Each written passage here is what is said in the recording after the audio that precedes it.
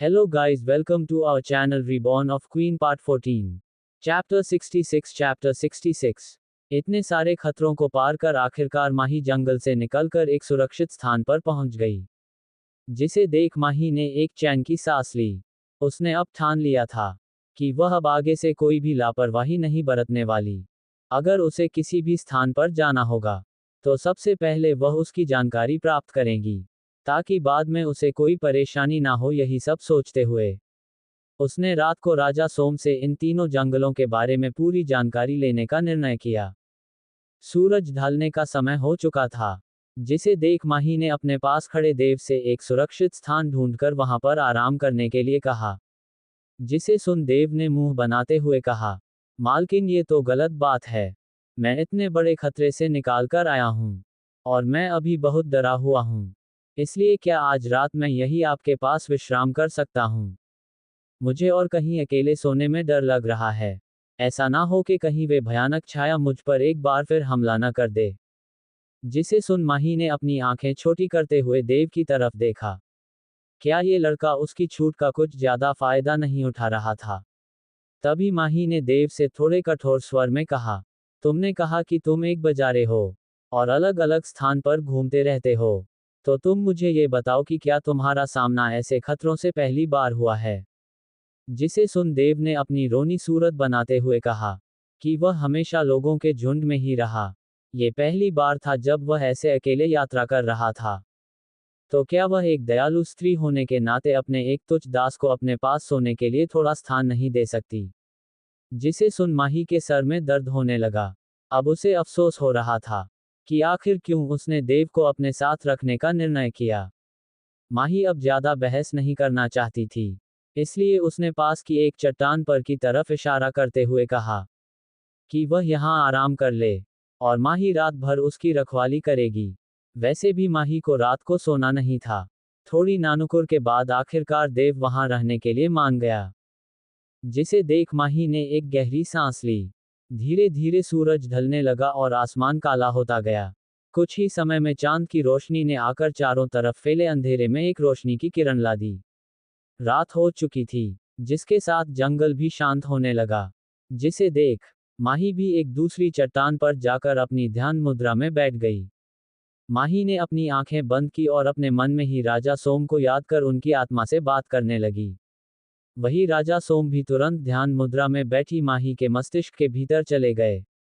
उन्होंने जल्दी से माही से सवाल किया कि आखिर क्यों उसने इस तरह जल्दबाजी में उन्हें बुलाया है। जिसे सुन माही ने उन्हें आज की हुई सारी घटना बता दी। जिसे सुन राजा सोम किसी गहरी सोच में चले गए। जब बहुत समय तक माही को कोई उत्तर नहीं मिला, तो उसने बेचैनी से राजा सोम की तरफ देखते हुए सवाल किया कि आखिर वह कोई उत्तर क्यों नहीं दे रहे हैं।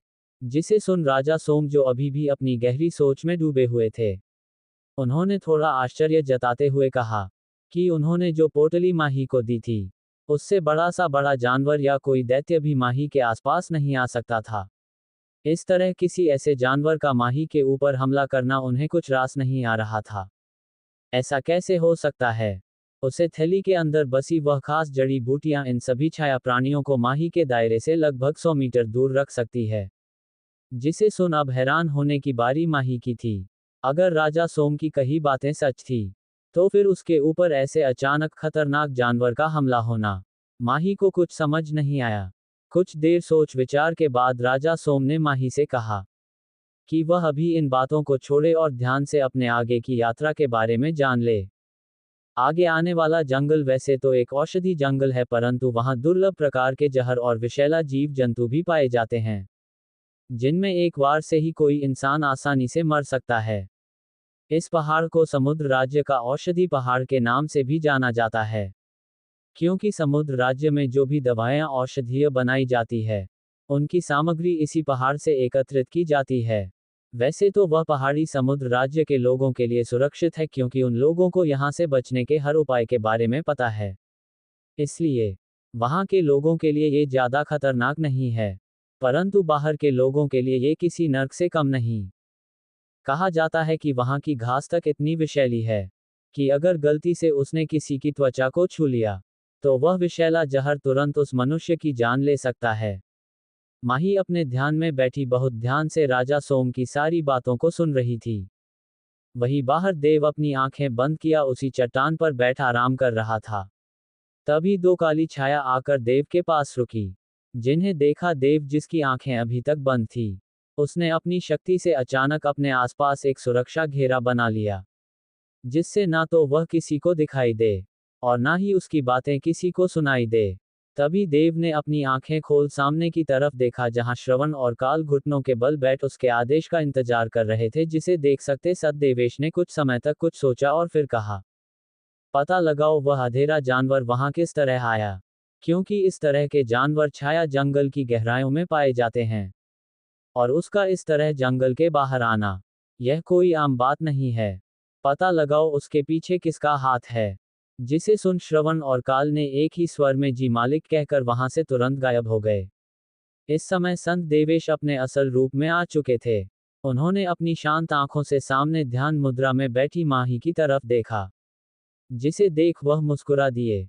वह जानते थे कि माही राजा सोम से बात कर रही है। जिस समय उन्हें पता चला था कि माही उनसे बिना मिलेगी अपने आगे की सफर पर निकल गई है, जिसे सुन उन्हें बहुत बुरा लगा था, और शायद इसी का कारण जानने के लिए वह अपना रूप बदलकर यहाँ माही के पीछे आ चुके थे। पता नहीं क्यों, पर वह माही को किसी भी खतरे में नहीं डालना चाहते थे, इसलिए वह हर पल माही के साथ रहना चाहते थे। रात काफी घनी हो चुकी थी। इस समय तक चांद की रोशनी, जिसकी चांदनी ऊपर आसमान से होते हुए सीधा माही के ऊपर पड़ रही थी, जो इस समय इस रूप में काफी खूबसूरत लग रही थी। बेशक माही ने अपना चेहरा बदल दिया था, परंतु संत देवेश को उस चेहरे में वही चेहरा याद आ रहा था, जो उन्होंने पहली बार उस गुफा में देखा था। जिसे सोच उनके चेहरे पर एक बहुत ही मनमोहक मुस्कान आ गई, जिसके साथ उन्होंने अपनी आंखों में ढेर सारे अनजानी भावनाओं के साथ माही की तरफ देख रहे। वह जानते थे कि आने वाले समय में माही के लिए मुश्किलें और बढ़ने वाली है, और शायद इसलिए वह यहाँ माही को उन मुश्किलों के लिए तैयार करने आए थे। पर ना जाने क्यों अब वह माही को उन सभी खतरों से दूर रखना चाहते थे। पर शायद ये चीजें अब उनके हाथों में नहीं थी। जिस बात की उदासी उनकी आंखों में दिखाई दे रही थी, कि तभी माही के पलके हिली। माही ने धीरे धीरे अपनी आंखें खोली और उसकी सबसे पहली नजर उस दिशा की तरफ गई, जहां माही ने देव को आराम करने के लिए कहा था। देव एक चट्टान से अपनी पीठ लगाकर आराम कर रहा था, जिसे देख माही ने कुछ नहीं कहा और अपने स्थान से खड़ी होकर जंगल के अंदर जाकर आसपास जड़ी बूटियां का इंतजाम करने के लिए चली गई। राजा सोम ने माही को कुछ खास जड़ी बूटी इकट्ठा करने का आदेश दिया था, ताकि वह उनसे कुछ अच्छे और कामयाब नुस्खे बनाकर माही को दे सके, जो उसके आने वाले समय में बहुत काम आने वाले थे। जिसे सोच माही उन खास जड़ी बूटियां को इकट्ठा करने के लिए जंगल के भीतर चली गई।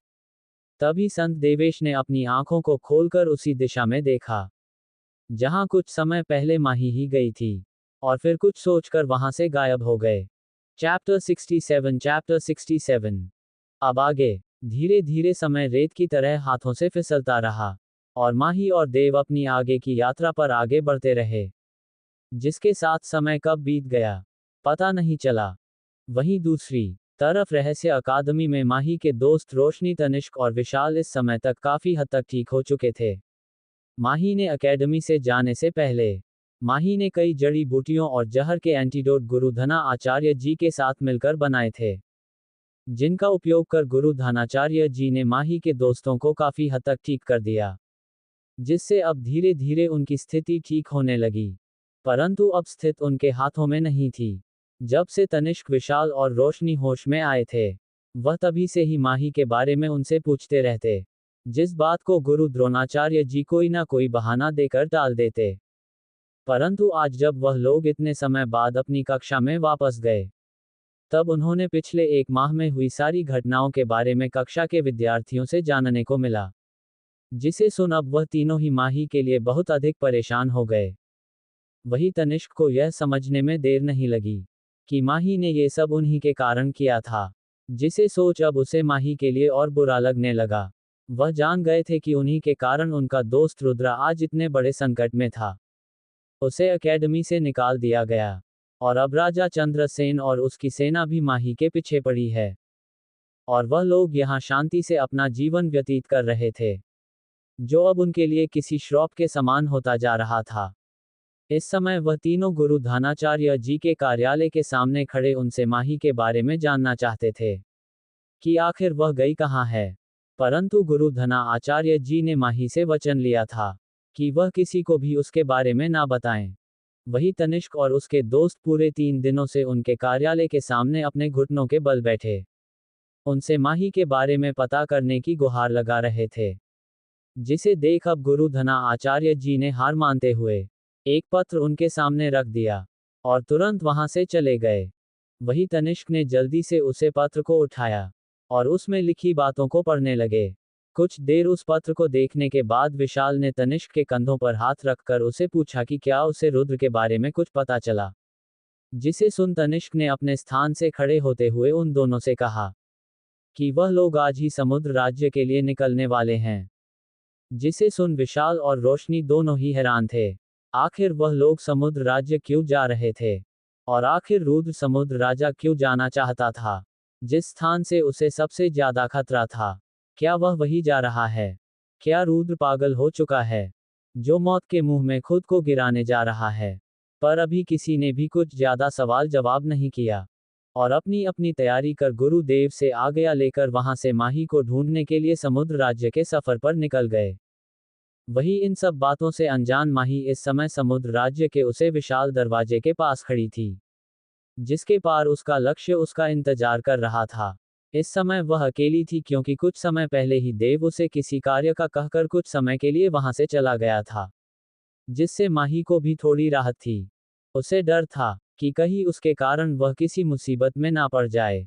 वही एक अनजाने को दरवाजे पर खड़ा देखकर 2 सिपाहियों ने आगे बढ़कर माही से प्रश्न किया कि आखिर वह कौन है और यहाँ क्या कर रही है। ये सब कहते हुए उन दोनों ने अपने हथियारों को आगे बढ़ाया, जिसके निशाने पर इस समय माही थी। जिसे सुन माही, जिसने अपने चेहरे को एक हल्के सफेद कपड़े से ढका हुआ था, उसने बहुत ही शांति से अपने पास से एक टोकन निकलते हुए उन सभी से कहा कि वह दूर देश से आई है और वह एक चिकित्सक है, जिसे यहाँ निमंत्रण भेजकर बुलाया गया है। वहीं चिकित्सक के बारे में सुनते हैं। उन दोनों सिपाही के कान अचानक खड़े हो गए। जो सिपाही अभी तक अपनी शक्की निगाहों से माही की तरफ देख रहे थे, अचानक उन्होंने सम्मानपूर्वक माही को अंदर आने का रास्ता दिया, क्योंकि इन कुछ दिनों में समुद्र राज्य में वेदों का जैसा तो मेला लगा हुआ था। हर रोज बहुत सी संख्या में वेद आ रहे थे, जिन्हें राज परिवार द्वारा आमंत्रित किया जा रहा था। वही उन लोगों को इतने आसानी से उसे प्रवेश देता देख माही ने बिना कुछ कहे आगे की तरफ बढ़ गई। माही जैसे जैसे आगे बढ़ते जा रहे थी, समुद्र राज्य की सुंदरता और भव्यता को देखकर काफी हैरान थी। समुद्र राज्य को नील नदी के बीचों बीच बनाया गया था, जिसके बीच से एक सुंदर रास्ता सीधा समुद्र राज्य की तरह बढ़ता था, जिस रास्ते पर सुंदर कलाकारी और पानी के की जीवों के चित्रकला भी की गई थी। तभी माही की नजर सामने की तरफ गई, जहां एक बड़ी सी मूर्ति का निर्माण किया गया। यह मूर्ति किसी बूढ़े व्यक्ति की लग रही थी, जिसकी लंबे सफेद दाढ़ी उसकी सीने से नीचे तक आ रही थी। उनकी आंखें किसी नीले पानी की तरह साफ और नीली नजर आ रही थी। उसके सर पर एक बहुत ही सुंदर नीले रंग का ताज बना हुआ था और उसके एक हाथ में एक बड़ा सा भाला था, जिस पर एक जलपरी के आकार का चित्र गुदा हुआ था। वही एक सेवक जो माही को अंदर की तरफ ला रहा था, उसे इतनी ध्यान से सामने लगी मूर्ति को देखता पाकर उसने अपना सर झुकाते हुए कहा, वेद शायद आप ही नहीं पहचान नहीं पाए। ये यहाँ के पहले राजा और समुद्र राज्य के निर्माता युगवेंद्र सेन है, जिन्हें यहाँ परमपिता के नाम से सम्मानित किया जाता है। जिसे सुन माही ने अपनी गर्दन को हाँ में हिला दिया। इसी तरह बातें करते हुए माही और सैनिक के साथ समुद्र राज्य के अंदर बढ़ने लगी। वह जितना अंदर जाती वह उतना ही ज्यादा समुद्र राज्य के भव्यता और सुंदरता को देखकर हैरान रह जाती। सच में समुद्र राज्य बहुत ही विशाल और खूबसूरत था। अगर कोई व्यक्ति एक बार समुद्र राज्य में आकर बस जाता तो शायद वह कभी यहाँ से जाना ही नहीं चाहता। यहाँ हर तरफ माँ को शांत और लुभाने वाला वातावरण बना हुआ था, जिसे देखकर तो माही भी कुछ समय के लिए सुंदर वातावरण में खोसी गई थी। तभी वह सैनिक माही को एक भव्य विश्रामशाला में लेकर आया। उसने अपना सर झुकते हुए कहा वेद सारिका जी, यह स्थान राज परिवार द्वारा आने वेदों के लिए खास तौर पर तैयार करवाया गया है। आप कुछ समय यहाँ रुक कर विश्राम कर सकती, क्योंकि कल यहाँ राज परिवार से कई सिपाही आएंगे जो आपको राज दरबार में लेकर जाएंगे। जिसे सुन माही ने अपना सर हमें हिलाकर उसे धन्यवाद कहा और उसे विश्रामशाला की तरफ बढ़ गई। जितनी यह विश्रामशाला बाहर से साधारण और अनोखी नजर आ रही थी, उतनी ही है अंदर से भव्य और अनोखे वस्तुओं से भारी, बहुत ही सुंदर तरीके से सजाई गई थी। अंदर जाते ही सबसे पहले काउंटर टेबल पर गई, जहां पर एक सुंदर लड़की मुस्कुराते हुए सभी का अभिवादन कर रही थी। यहाँ आसपास कई राज्यों के वेद माही को दिखाई दे रहे थे, जिन सबकी पहचान उनके साथ आए लोगों और वहां हवाओं में फैली जड़ी बूटी की सुगंध से की जा सकती थी, जो यहाँ बहुत ही तेजी से चारों तरफ फैली हुई थी, जिससे यह अनुमान लगाना मुश्किल नहीं था कि शायद इस पूरी विश्रामशाला में ही वेदों को ठहराया गया है। माही ने आसपास अपनी तेज नजरों से इस पूरे विश्राम गृह की जांच कुछ ही समय में कर ली थी। इस विश्रामशाला में शायद 100 के आसपास छोटे बड़े कक्षों को बनाया गया। माही आसपास की चीजों को ध्यान से पैर रखते हुए काउंटर टेबल की तरफ बढ़ी, जहां थोड़ी भीड़ इकट्ठा थी।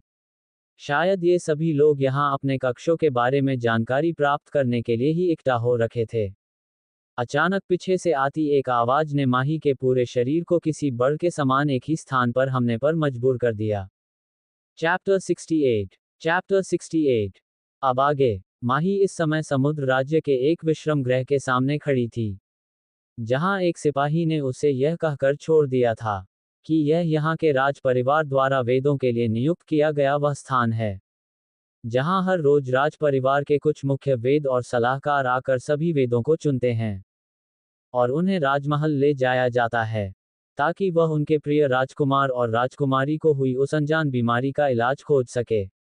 इसके लिए इन वेदों को बहुत ही उच्च पुरस्कार से सम्मानित भी किया जा सकता है।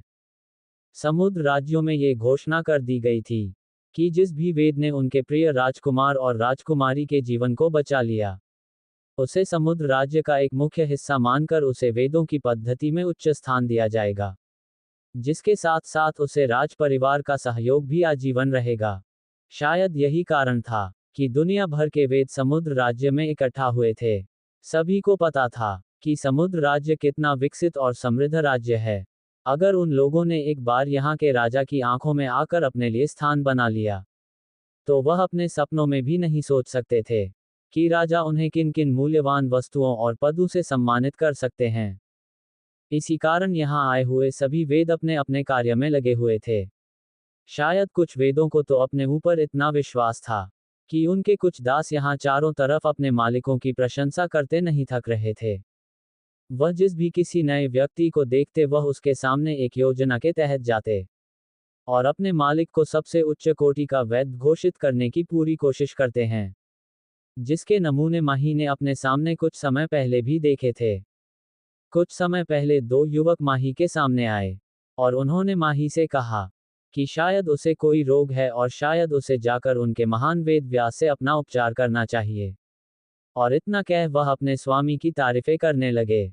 तभी उन लोगों की नज़र माही के हाथ में पड़ी, जहां एक टोकन दिखाई दे रहा था, जिसे देख वह समझ गए कि शायद माही भी कोई वैद्य है। जिसे देखकर जो लोगों अभी तक माही के सामने विनम्र स्वभाव के बने हुए थे, अचानक ही वह कठोर हो गए। उन्होंने आधे टेढ़े मुंह बनाते हुए माही को ऊपर से नीचे तक देखा और उसे एक निचले दर्जे का वैद्य घोषित कर दिया। वही माही जो इन लोगों की बकवासों को अब और नहीं सुनना चाहती थी, वह बिना कुछ कहे आगे की तरफ बढ़ने लगी। माही जल्दी से सामने उस काउंटर की तरफ बढ़ गई, जहां जाकर सभी को अपने रुकने के लिए कक्ष के बारे में जानकारी प्राप्त हो रही थी। जिसे देख माही ने भी बिना देरी किए अपने हाथ में रखे उस टोकन को आगे मेज पर बढ़ा दिया, क्योंकि माही ने देखा था कि यहाँ आए सभी व्यक्ति अपने हाथों में मौजूद टोकन्स को एक एक करके आगे बढ़ते, जिनके अनुसार ही वह स्त्री उन सभी को उनके कक्ष के बारे में जानकारी दे रही थी। इसलिए माही ने भी ऐसा ही किया। वही माही के टोकन को देखकर उस सुंदर महिला ने सम्मान से अपना सर झुकाते हुए माही को ऊपर के कक्ष की तरफ जाने के बारे में बताया। जिसे देख आसपास खड़े लोग थोड़ी जलन भरी नजरों से माही की तरफ देखने लगे। कुछ लोग तो माही के ढके हुए चेहरे को देखने के लिए भी काफी उत्साहित थे। माही ने इस समय बहुत ही सुंदर वस्त्र धारण किए हुए थे, जिस कारण उसका शरीर इन वस्त्रों में बहुत ही आकर्षक नजर आ रहा था, जिस कारण कुछ बहुत ही लस्ट भरी नजरों से भी माही की तरफ देख रहे थे। परंतु माही के पास से निकलती आभा के कारण कोई भी व्यक्ति माही के पास जाने की कोशिश नहीं कर रहा था। वही माही के हाथ में इस समय जो टोकन था, वह चांदी से बना टोकन था, जिस कारण माही को दिव्य दर्जे का उच्च स्तरीय कक्ष और सेवाएं प्राप्त होने वाला थी। वही यहाँ कुछ ऐसे भी लोग थे, जिन सभी के पास निचले दर्जे का यानी सिल्वर रंग का टोकन था, जिस कारण उन लोगों को नीचे और कम सुविधा वाले कक्ष प्रदान किए गए थे, क्योंकि यह टोकन उन सभी वेदों की उच्चता के प्रमाणता करता था। इसी कारण शायद उन सभी के प्रमाणित को देखते हुए वहां सभी लोगों को उनके कक्ष प्रदान किया जा रहा थे। वही माही जो इस समय काफी थक चुकी थी, वह भी इन सभी बातों और नजरों पर ध्यान नहीं देना चाहती थी। उसे अब अपने कक्ष के बारे में भी पता चल चुका था, इसलिए माही अपने कक्ष में जाने के लिए आगे बढ़ी, और तभी उसके कानों में एक व्यक्ति की आवाज आई, जो अचानक ही बहुत ही तेज आवाज में चिल्लाते हुए कह रहा था कि उसने सूर्यगढ़ के राजकुमार सूर्या और वहां की उच्च कोटि की वेद विशाला को देखा है। जिसे सुन वहां आए वेदों में हड़कंप सा मच गया, क्योंकि विशाला लोगों के सामने एक बहुत ही कम उम्र की पहली उच्च कोटि की वेद थी, जिन्होंने बहुत ही कम उम्र में इतने उच्च उपलब्धि प्राप्त ली थी। अगर चिकित्सक की संख्या के अनुसार उनका नाम अंकित किया जाए तो शायद वह उनमें मुख्य 10 स्थान पर आती थी, जो इस दुनिया के सबसे बुद्धिमान और योग्य वेदों में माने जाती है। उन्हें में से एक वेद विशाला भी थी, और दूसरी सबसे बड़ी और हैरान कर देने वाली बात यह थी कि उनके साथ स्वयं सूर्यगढ़ के होने वाले राजा राजकुमार सूर्या साक्षात समुद्र राज्य पधारे थे। तभी वहां आए कुछ स्त्री वेदों ने आपस में बात करते हुए कहा कि उन्होंने राजकुमार सूर्य और वेद विशाला को कई बार एक साथ देखा है। तभी उस लड़की ने आगे कहा, हो सकता है वह दोनों एक दूसरे से प्रेम करते हो, शायद इसीलिए वह साथ रहते हैं। तभी दूसरी वेद ने उससे बीच में रोकते हुए कहा कि ऐसा नहीं हो सकता, क्योंकि उनका विवाह भीमपुर राज्य के राजकुमारी श्रद्धा से हो चुका है।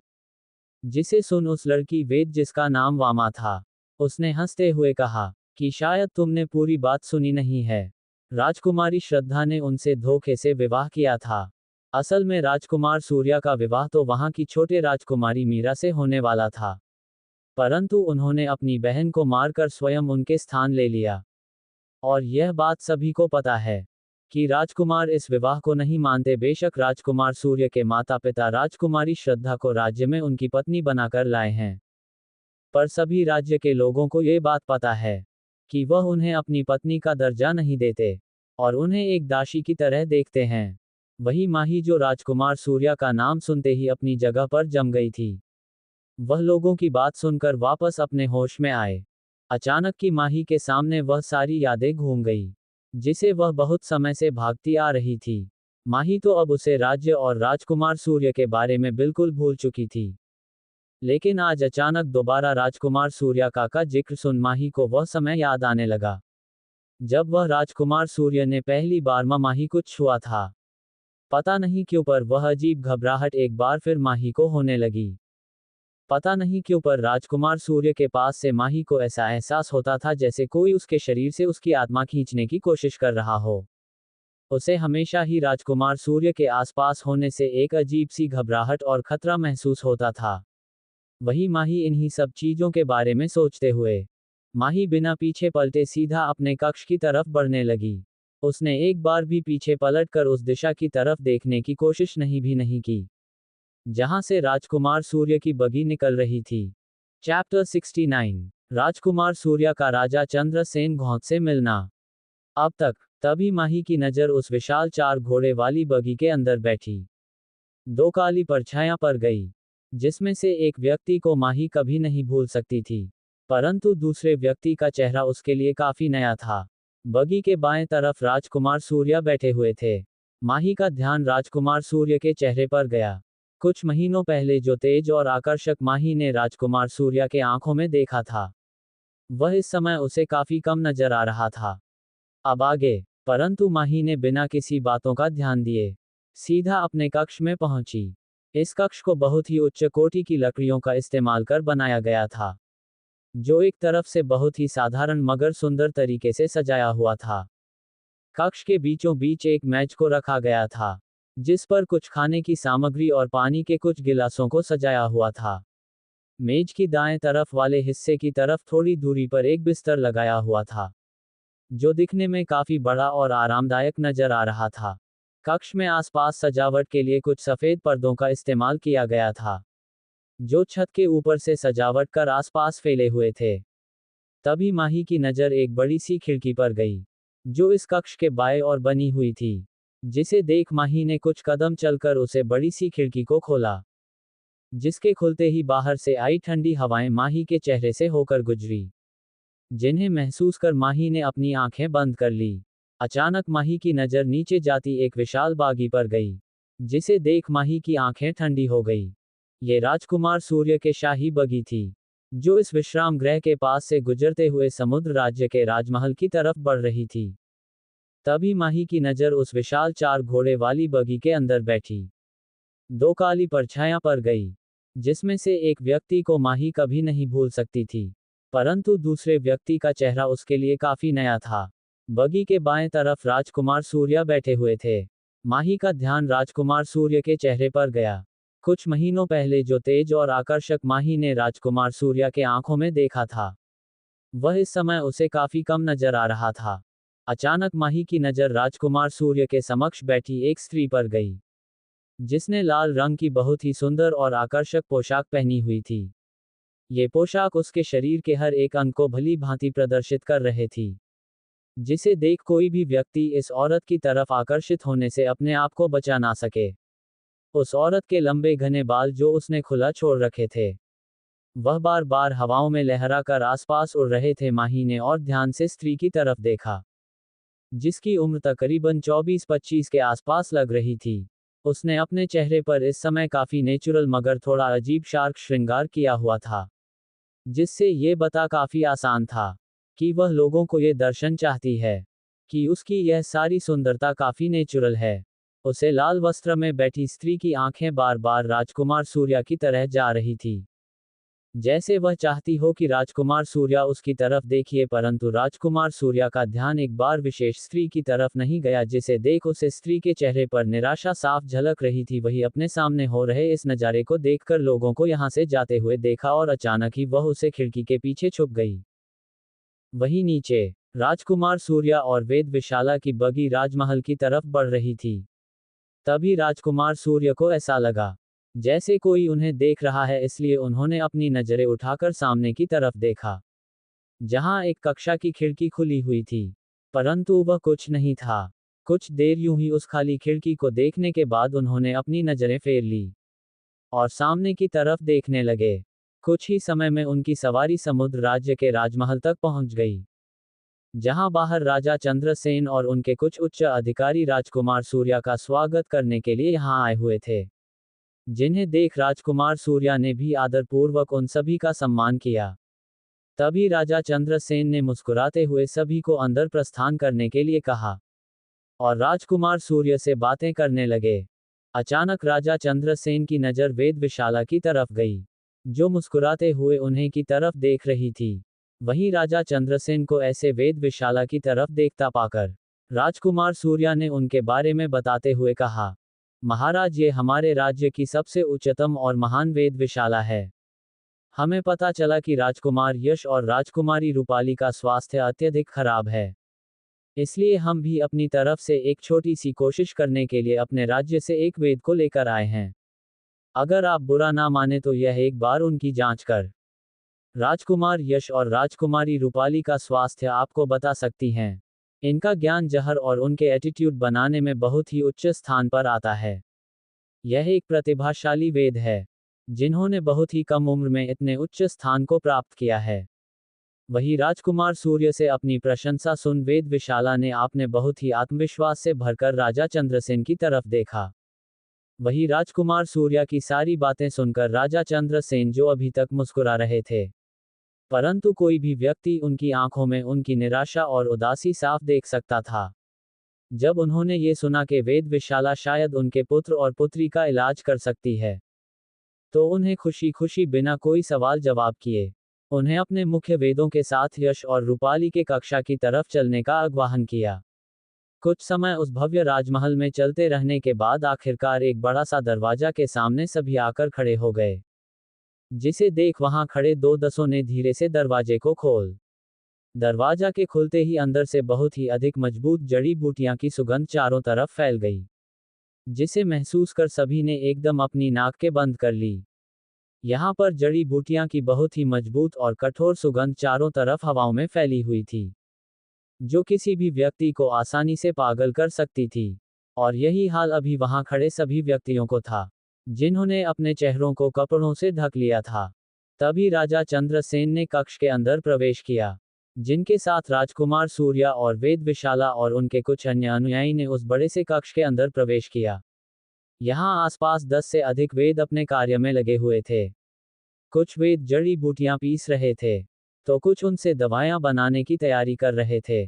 कुछ वेदों के हाथ में पानी के बड़े बड़े बर्तन थे, जो एक पर्दे के पीछे से बाहर आते और फिर पानी लेकर उसी पर्दे के पीछे चले जाते हैं।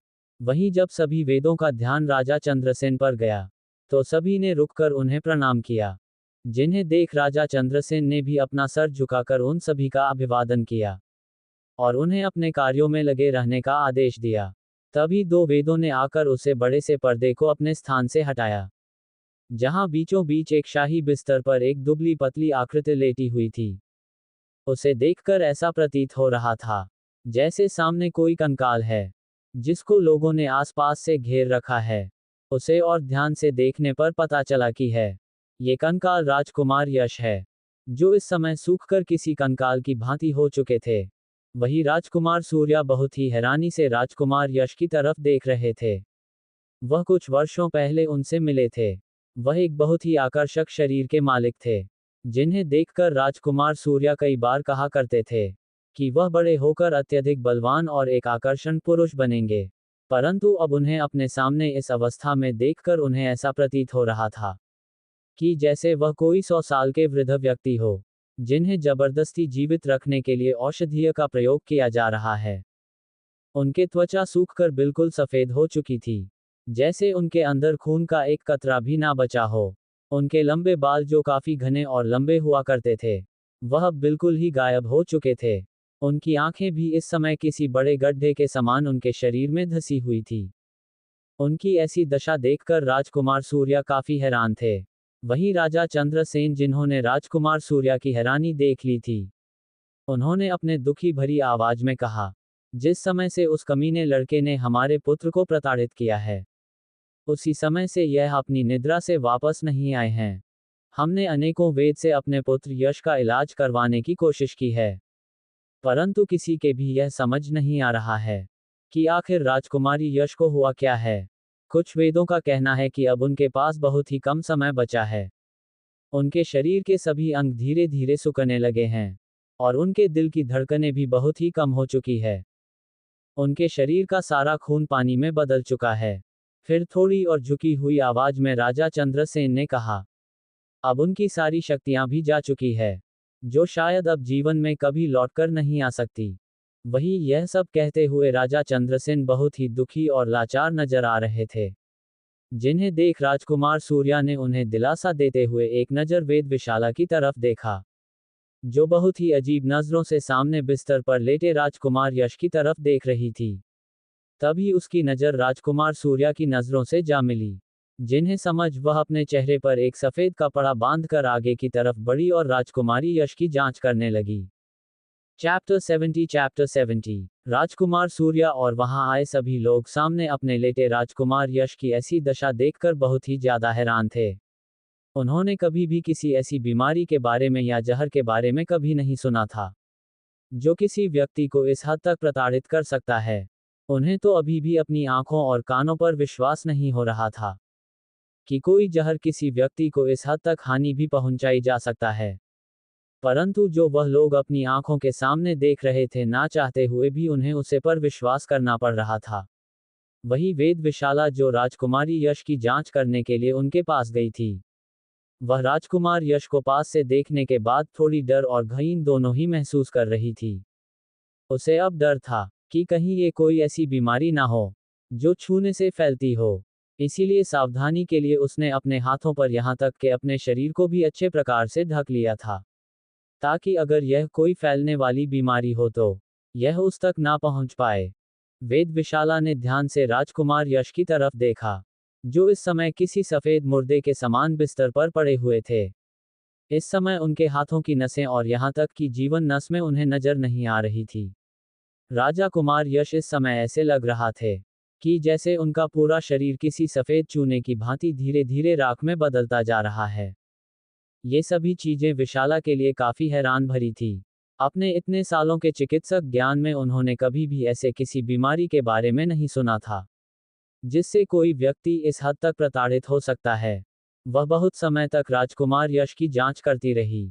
कुछ और समय उनकी जांच करने के बाद वह उन पर्दों के बने स्थान से बाहर निकली और सबसे पहले उसने अपने आप को साफ किया। कुछ समय बाद, इस समय राजकुमार सूर्या, वेदविशाला और राजा चंद्रसेन एक दूसरे कक्ष में मौजूद थे। राजा चंद्रसेन की आंखों में इस समय डर और उत्सुकता दोनों ही एक साथ नजर आ रही थी।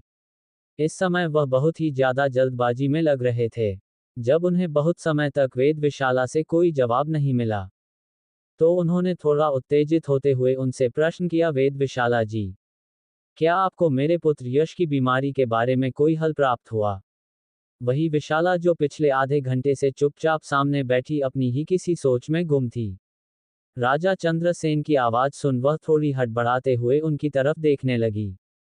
कुछ समय के मौन के पश्चात उन्होंने थोड़े शक भरी आवाज में कहा, महाराज, जो बीमारी राजकुमार यश को हुई है, ये काफी नई और दुर्लभ नजर आती है। हमने कभी भी किसी ऐसी बीमारी के बारे में नहीं सुना, जिसने किसी व्यक्ति के शरीर के साथ साथ उसकी शक्तियों को भी पूरी तरह नष्ट कर दिया हो। मैं आपको किसी भी बात का दिलासा तो नहीं दे सकती, परंतु मैं अपने गुरुदेव की सिखाई कुछ तकनीक का प्रयोग कर शायद उन्हें ठीक करने की कोशिश कर सकती हूँ। मैंने बहुत से जहरों पर गहन अध्ययन किया है। मेरे वर्षों के अध्ययन के मुताबिक मैं शायद उस जहर के बारे में पता लगा सकती हूँ, जिस कारण राजकुमार यश की ऐसी दशा हुई है।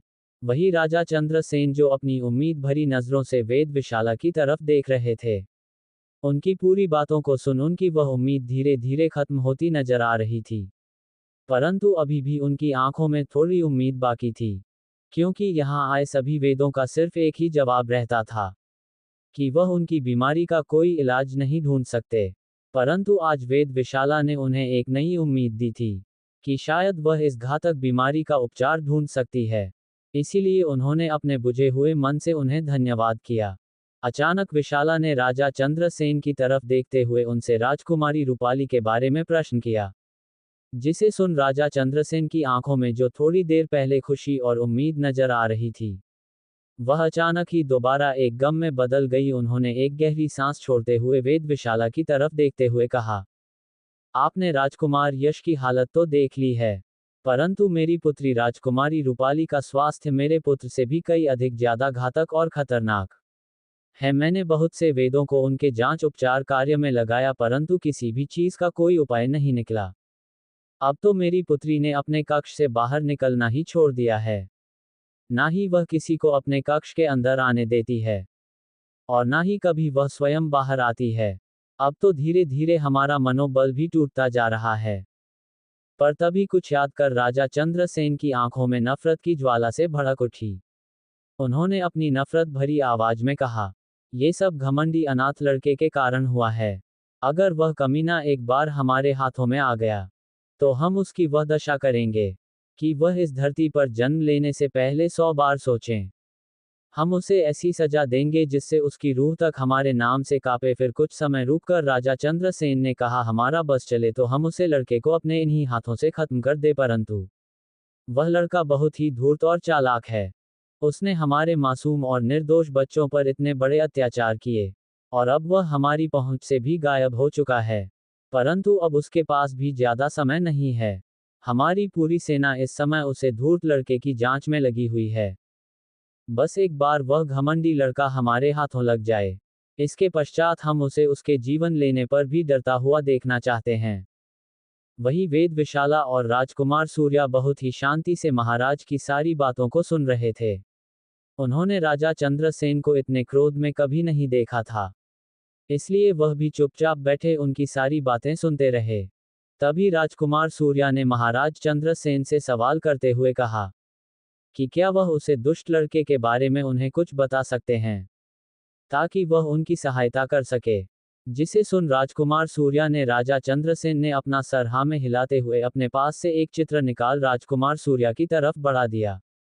इससे पहले राजकुमार सूर्या उसे चित्र को देख बातें उससे पहले ही उनके एक दास ने आकर कुछ बताया, जिसे सुन उन्होंने बिना ही उसे चित्र को देखे राजा चंद्रसेन से जाने की आज्ञा ले अपने कक्ष की तरफ बढ़ गए, जिनके पीछे वह विशाला भी कुछ ही समय में वापस अपने कक्ष में लौट आई।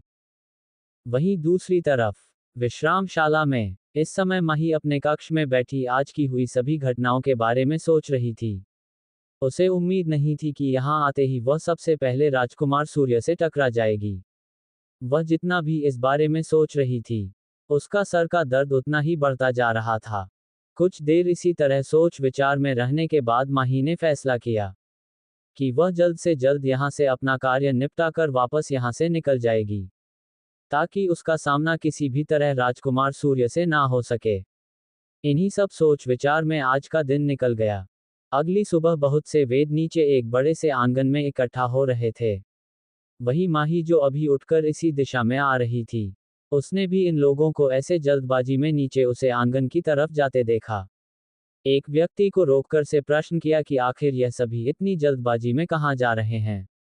जिसे सुन वह व्यक्ति, जो शायद किसी वेद का दास था, उसने माही को बताया कि यह सभी नीचे आंगन में इसलिए इकट्ठा हो रहे हैं क्योंकि कुछ ही समय में राजमहल से कुछ वेद आएंगे, जो इन वेदों का प्रशिक्षण कर इनमें से कुछ खास वेदों को अपने साथ राजमहल लेकर जाएंगे, ताकि वह राजकुमारी रूपाली राजकुमार यश के इलाज में सहायता प्रदान कर सके। अगर कोई भी वेद इस कार्य में सक्षम हो गया तो उसे समुद्र राज्य के राजा की तरफ से बहुत ही मूल्यवान भेंट प्राप्त होने वाली है। वही उसे व्यक्ति की सारी बातें सुन माही की आंखें चमक उठी। यह उसके लिए सबसे अच्छा मौका था जब वह बिना किसी परेशानी के राजमहल में घुस सकती थी। इसलिए माही भी धीरे धीरे चलकर उसे आंगन की तरफ बढ़ने लगी, जहां इस समय 20 से भी अधिक वेद एकत्रित हो चुके थे। माही भी धीरे से चलकर उन सभी वेदों के पास पहुंच गई, जहां बहुत ही अधिक संख्या में पुरुष वेद माही को दिखाई दिए। आसपास देखने से पता चल रहा था कि यहाँ स्त्री वेद की संख्या बहुत ही ज्यादा कम थी, और जितनी भी स्त्री यहाँ खड़ी थी, उनके आसपास या तो उनके सेवक या फिर कुछ वेद उनसे बातें कर उनकी सुंदरता की तारीफ कर उनकी चापलूसी कर रहे थे। माही को आता देख वहां खड़ी कुछ वेदों ने उससे बात करने के लिए अपने कदम आगे बढ़ाए, परंतु माही से निकलती आभा उन सभी को उसके पास जाने से रोक रही थी। जो भी वेद माही के पास जाने की कोशिश करता, उसे अपने ऊपर एक ऐसा दबाव महसूस होता जिससे उसे स्वयं ही सांस लेने में तकलीफ होने लगती, जिसे देख समय के साथ सभी लोग माही से दूर जाकर खड़े होने लगे। बेशक उनमें से किसी ने भी माही का चेहरा नहीं देखा था, क्योंकि माही ने इस समय अपने चेहरे पर एक काले रंग का वस्त्र बंधा हुआ था, जो दिखने में बहुत ही सुंदर और माही के रूप को बहुत ही आसानी से छुपा सकता था। परंतु उसके बावजूद भी लोग ये बता सकते थे कि सामने खड़ी यह वह स्त्री कितनी ज्यादा खूबसूरत हो सकती है। शायद यही कारण था कि कुछ अवैध अपनी जान का जोखिम उठाकर भी माही से बात करना चाहते थे। तभी माहौल में थोड़ी हलचल होने लगी, जिससे सभी का ध्यान सामने की तरफ गया, जहां दो कतारों में राजशाही सैनिक चारों तरफ फैलने लगे, जिनके बीच में से समुद्र राज्य के सबसे प्रसिद्ध वेद भीषण विष्णु जी सभी के सामने आए। जिन्हें देख वहां आए सभी छोटे वेद और यहां तक कि कुछ अन्य मुख्य वेदों ने भी उन्हें झुककर प्रणाम किया। वेद भीषण विष्णु जी चिकित्सक प्रणालियों में बहुत ही ऊंचा दर्जे के वेद माने जाते हैं, इसलिए यहां आए सभी वेद उन्हें एक सम्मान दृष्टि से देखते थे, क्योंकि वेद भीषण एक बहुत ही काबिल और होनहार वेद थे, जिनके इलाज की चर्चाएं दूर दूर तक होती थी। वही वेद भीषण, जो कि एक 70-75 वर्ष के एक बूढ़े व्यक्ति थे, जिनकी आंखों में उनका सालों का तजुर्बा साफ झलकता था। उनकी लंबी सफेद दाढ़ी और सफेद गहरी बौहें उन्हें आकर्षण का केंद्र बनते थे, जिन्हें देख कोई व्यक्ति उन्हें आसानी से ना भूल पाए, क्योंकि उनके मूंछों और बौहे का आकार लगभग समान नजर आ रहा था, जो बहुत ही अजीब और नया था। उन्होंने बहुत ही उच्च दर्जे के आभूषण और वस्त्र धारण किए हुए थे, जिसके ऊपर से उन्होंने एक सफेद रंग का कोट डाला हुआ था। जिन पर सुनहरे अक्षरों से उनका नाम अंकित किया गया था, जो देखने में बहुत ही आकर्षक और उनकी शोभा को बढ़ाने में सहायता कर रहा था।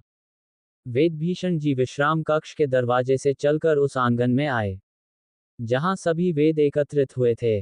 उन्होंने अपनी गहरी भौहों को उठाकर एक नज़र वहां खड़े सभी वेदों की तरफ देखा और आखिर में उनकी नज़र एक कोने में खड़ी एक 20-21 साल की स्त्री पर जाकर रुक गई।